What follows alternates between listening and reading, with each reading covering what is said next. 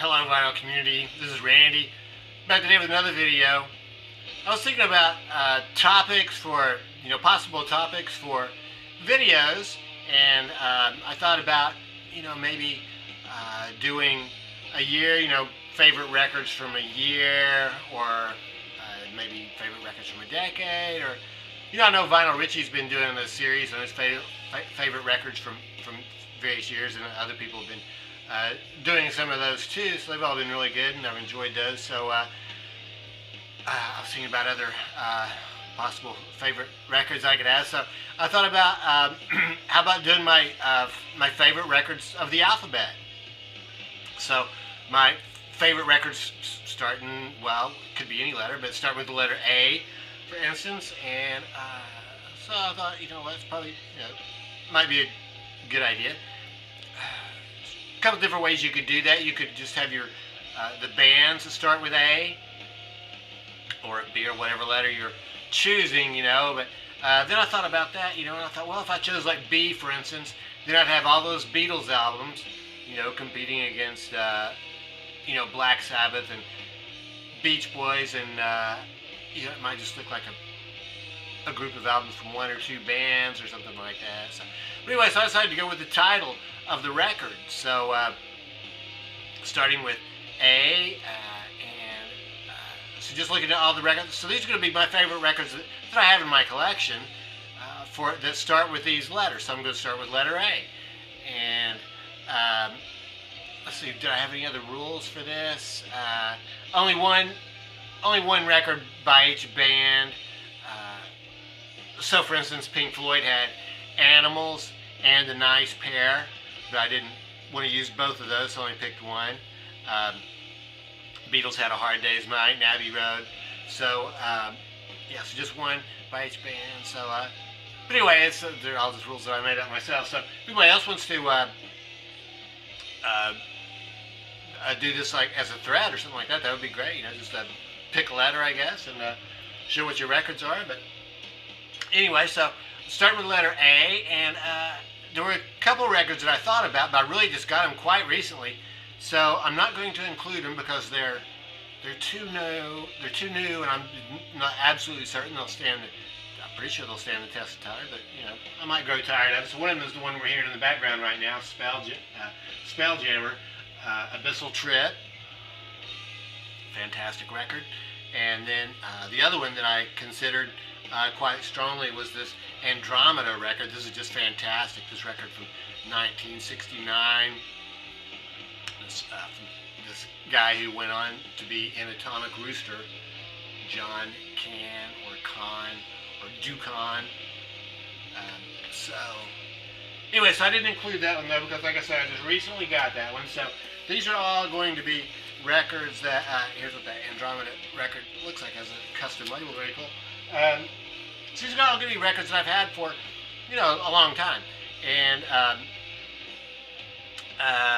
alphabetical order. So these aren't really necessarily any particular order, first to 10th favorite to first favorite. These are in alphabetical order. So the first one I have here is Pink Floyd, A Nice Pair.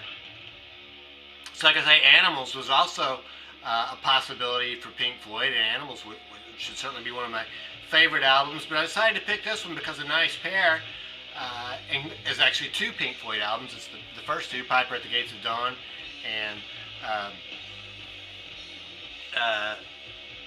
oh yeah, Sauce Full of Secrets. So so I picked this one. This is an American version. This album was first released in 1975. What I have is I think this also came out in 1975. I didn't buy it in 75. I got this used at Streetlight Records. They affixed the price tag there that I can't remove without messing up the cover. So yeah, these two albums were, I'm not even sure if they were really released in the United States. I think maybe they didn't sell too well, or anyway, so 1975, Harvest Records combined them onto this two-for record deal. So yeah, I was also looking at this record on Discogs, and in Discogs, the album when it was released, it had two inner sleeves that were one of them looked like Piper at the Gates of Dawn, and then the other one looked like Sauce Full of Secrets. But I just got these blank white inner sleeves of mine. It's on Harvest Records. Next one, Ace of Spades, Motorhead, Ace of Spades. So this one, I mean, really mostly just for that one incredible song. I mean, the whole album's good and everything, but just the title cut, Ace of Spades, is enough reason to include this one in my letter A countdown. So Motorhead. This album came out in 1980, and it was actually this was actually their fourth album, but it was the first one to be released in the United States. So Motorhead, and this is on Bronze Records. Bronze Records. That's what that label looks like. Let's see. What I have here is a. Well, gosh, I guess I didn't write it down. It's a reissue from some year. I'm not exactly sure what year that was reissued. I have this Adolescence record. Adolescence, just their self-titled first album. This album originally came out in 1981 on Frontier Records. What I have is a 1988 German reissue on Weird System Records. Weird System Records down there. And this was really cool because this includes 3 extra tracks they had. And I think in 1982 they had a 7-inch EP called Welcome to Reality that had 3 songs on it. So those 3 songs, Welcome to Reality, Losing Battle, and Things Start Moving, are included here on this 1988 German reissue of the album. So, fantastic album. This is, one of the best hardcore punk albums, I think. And the sides are actually pretty long too. It's about, each side I think is about 16 or 17 minutes long, 18 minutes long. Even though they're fairly short songs. So, Adolescence. Here's the inner sleeve that came with that. Some cool pictures of the band. Lyrics on the other side. Sleeve looks like. Custom label there. Weird System Records. Weird System. Adolescence. The next record that I have from the A's is After Bathing at Baxter's. Jefferson Airplane album from 1968. What I have here is a this is a 2015 reissue on Sundazed Records. Mono reissue. Sounds fantastic. Comes with this. This was, I think the original inner sleeve was like this, so it's mostly just like some artwork, some doodles, I think, by members of the band with some stray words and lyrics and things like that included in there. So, and this is on Sundazed Records, so it's a Sundazed label. The way I was able to do this was because I had my records cataloged in Discogs. I mean, I think to do this, I think you'd have to have some sort of a database, even if it's just an Excel spreadsheet or however you catalog your own records, but you need to be able to go by the first word in the title. If it's a self-titled album like Adolescence, just use that. So, but anyway, when I was going through Discogs looking at this, I mean, when I saw this Richard Lloyd Alchemy, I was like, absolutely, this is, if I had to choose a number one, the first one I would have picked would have been this one, Alchemy by Richard Lloyd. Richard Lloyd, one of the 2 guitarists for television, along with Tom Verlaine. Here's a picture of his band. This came out, I think, in 1970, well, maybe 1980, something like that. 1979 is when this came out on Elektra Records. And as I pointed out when I showed this record before, on the inner sleeve of the second television album, Adventure, Tom Verlaine is wearing the shirt that Richard Lloyd is wearing right here. So kind of interesting that they, I don't know if they coordinated their wardrobes or if they borrowed each other's shirts or what was going on with that. But yeah, so that was on Elektra Records. Yeah, Alchemy. So this was like 12, I would just call them pop songs. Just absolutely fantastic. It's such a great album. All the Young Dudes. Another one of my top all-time albums, 1972 for this one, Monta Hoople. I think this was their, maybe this was like their 5th or 6th album, something like that. But this is the one that really,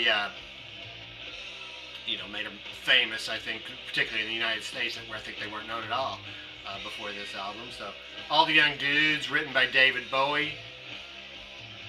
And this, I think he tried to give them Suffragette City first, but then they heard All the Young Dudes and wanted to do that one instead. So they just did a definitive version of that one. Mick Ralphs went on to be in Bad Company. There's the rest of the band members down there. Ian Hunter, the sort of the main guy, the singer, wrote a lot of the songs. So All the Young Dudes, yeah. They also cover Lou Reed's Sweet Jane on here. Other than that, it's all originals. And this album also contains the first version of Ready for Love, Bad Company song, Ready for Love. So Mick Ralphs went on to be in Bad Company, and he sings that song on here. So it sounds even better with Paul Rodgers singing it. Columbia Records for that one, 1972. All My Friends Are Stone.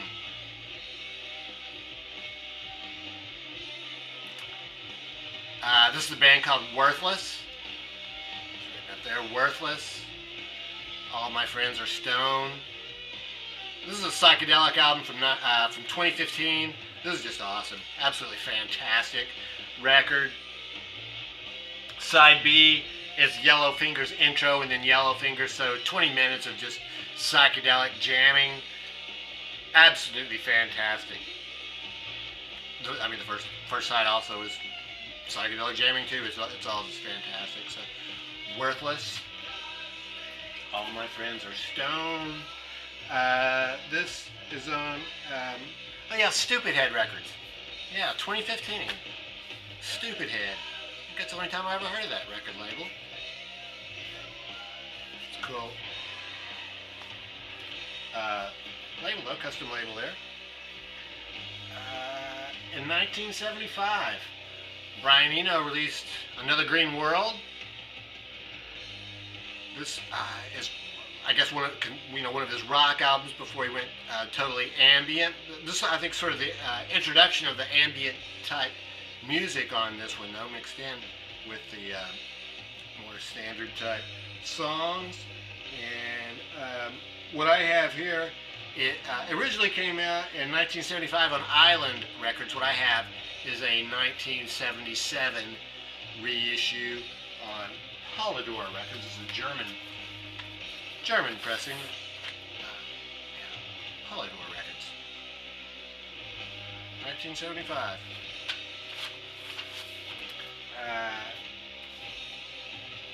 Anthem of the Sun. Grateful Dead.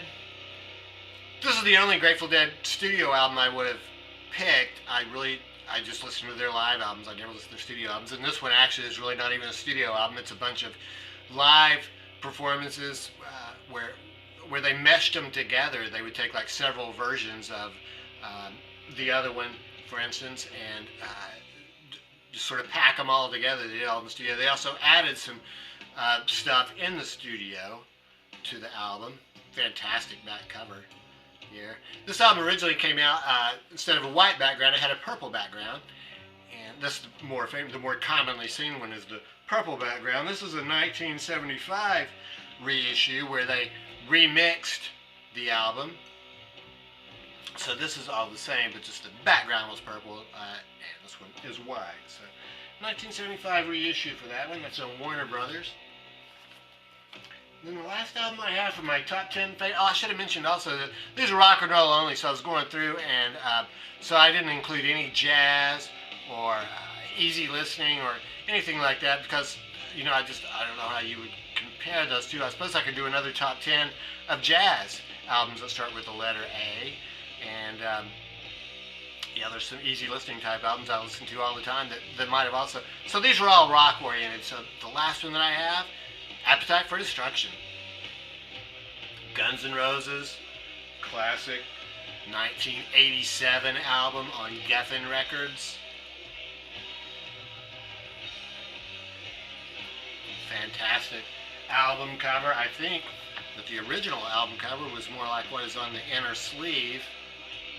I think it was deemed to be too violent, so they withdrew that and used the one that became, I guess, the more famous album cover. So yeah, Appetite for Destruction. What an incredible album. Well, start with Welcome to the Jungle.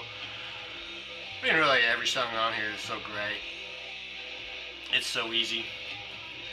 I love the part about where he sings, wake up late, honey, put on your clothes, take your credit card to the liquor store. I mean, I think that probably just describes his lifestyle at that time so perfectly. He was probably living with his girlfriend, and they woke up in the morning, and, he said, I think when he said take your credit card, I think he's probably referring to her father's credit card. So he's just going to lie there and lounge in bed while she runs to the liquor store and gets some refreshment for him. So anyway, fantastic album. That was on Geffen Records. So that's it. Those are my 10 favorite albums that begin.